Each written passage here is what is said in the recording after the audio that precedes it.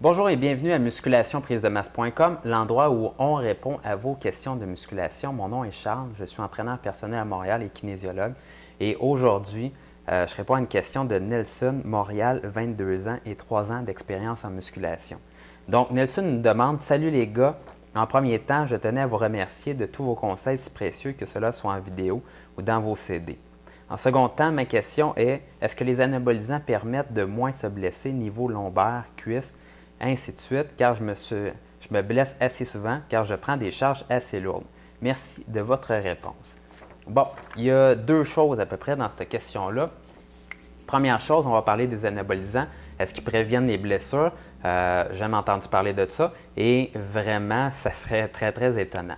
Dans le fond, ma logique par rapport à ça, c'est que dans les textbooks de physiologie, on va souvent vous dire que si vous prenez de la masse musculaire très vite, ce qui va arriver, c'est que vos fibres musculaires vont s'adapter, ils vont grossir, vont devenir plus fortes. Par contre, ce qui attache un muscle aux os de chaque côté, par exemple pour le biceps ici, c'est un tendon. C'est quoi un tendon? Un tendon, c'est dans le fond de la fibre qui réussit à attacher votre muscle à un os d'un côté et votre muscle à un os de l'autre côté. Et ces fibres-là vont moins s'améliorer vite que les fibres musculaires dans votre muscle. Ce que ça va faire, ça, c'est que si vous prenez de la masse musculaire très vite, donc vous commencez à vous entraîner, vous avez réussi à prendre 10-15 livres de masse musculaire et vous allez pratiquer un sport, par exemple, tout de suite après, pour votre saison, souvent les tendons ne vont pas avoir eu aussi le temps de s'améliorer et vous risquez, par exemple, un claquage pour vos tendons ou de développer des tendinites.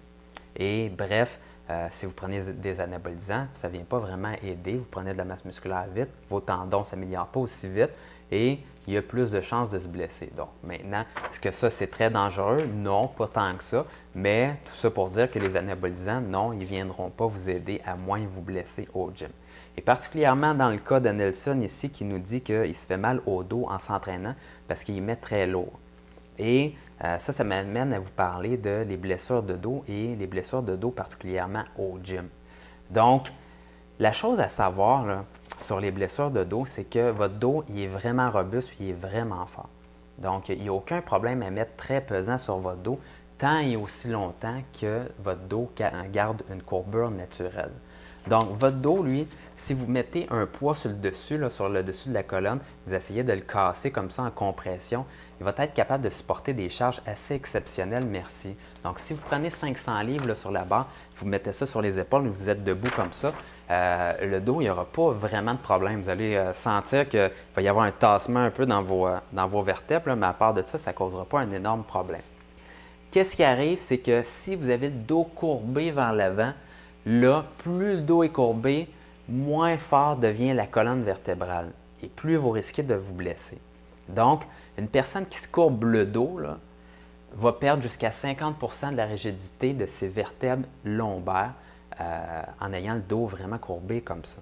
Et si vous rajoutez, là, ça va vous faire penser à du monde l'hiver quand on pelte, si vous rajoutez une rotation dans votre dos également, en plus de vous courber vers l'avant, vous perdez un autre 25 % de la rigidité de vos vertèbres lombaires.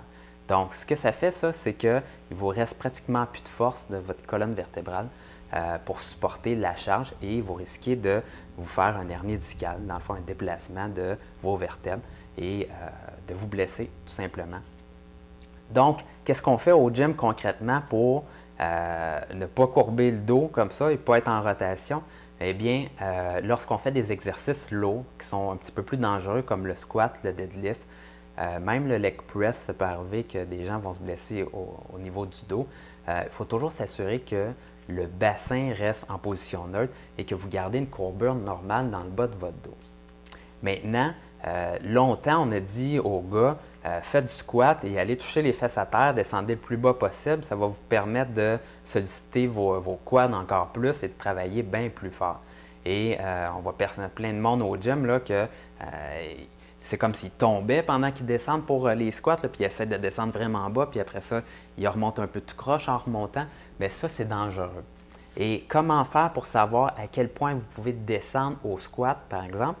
Ce que vous allez faire, c'est vous mettre chez vous devant le miroir ou au gym devant le miroir Et ce que vous allez faire, c'est regarder votre bassin pendant que vous descendez avec la barre sur les épaules. Et à un moment donné, durant votre descente, vous allez voir qu'il va y avoir une bascule vers l'arrière de votre bassin et que votre dos va commencer à courber. Et à ce moment-là, ça devient problématique pour vous parce que, comme je vous disais tout à l'heure, plus que votre dos courbe, plus c'est dangereux pour vous, moins la colonne vertébrale a de rigidité, plus vous risquez de vous blesser. Donc, dès qu'il y a une rotation, là, une bascule de bassin, comme je disais, il faut absolument arrêter le mouvement et recommencer à monter. Donc, ce n'est pas tout le monde qui a les mêmes capacités. Si vous regardez, par exemple, sur YouTube et vous trouvez des vidéos d'haltérophiles qui font de l'arraché, qui prennent la barre comme ça, puis qui la lèvent au-dessus de leur tête, puis qui l'attrapent quasiment à terre, là, les fesses quasiment à terre, vous allez voir qu'il y en a plusieurs qui sont capables de maintenir un dos bien droit et un bassin neutre, même avec les fesses qui touchent à terre. Mais ça, c'est de la flexibilité et de la mobilité extrême, et il n'y a vraiment pas beaucoup de gars que je vois au gym être capables de faire ça. Donc, allez-y selon votre flexibilité et descendez jusqu'au point que vous êtes capable où votre dos est encore capable de rester dans une position neutre. Ceci dit, ça c'est pour le squat. Au niveau du deadlift, qui est l'exercice de soulever la barre en avant, assurez-vous de garder le dos droit encore une fois. Il y a des gens qui sont prédisposés un petit peu avec leur bassin et leur flexibilité à ne pas être capable de soulever si lourd que ça au deadlift. Donc, allez-y progressivement. Ça, c'est le premier conseil. Et deuxièmement, si vous voyez que votre bassin ne réussit plus à soutenir la charge, à ce moment-là, passez à d'autres exercices. Et ce n'est pas pour vous de continuer parce que des fois, on veut continuer à progresser 10, 15, 20 livres de plus pendant quelques séances, mais on y va au détriment de la bonne posture durant l'exercice. Et là, ça va fonctionner pour 1, 2, 3 séances. La quatrième, vous allez vous blesser, vous allez vous en vouloir. Donc, c'est vraiment con.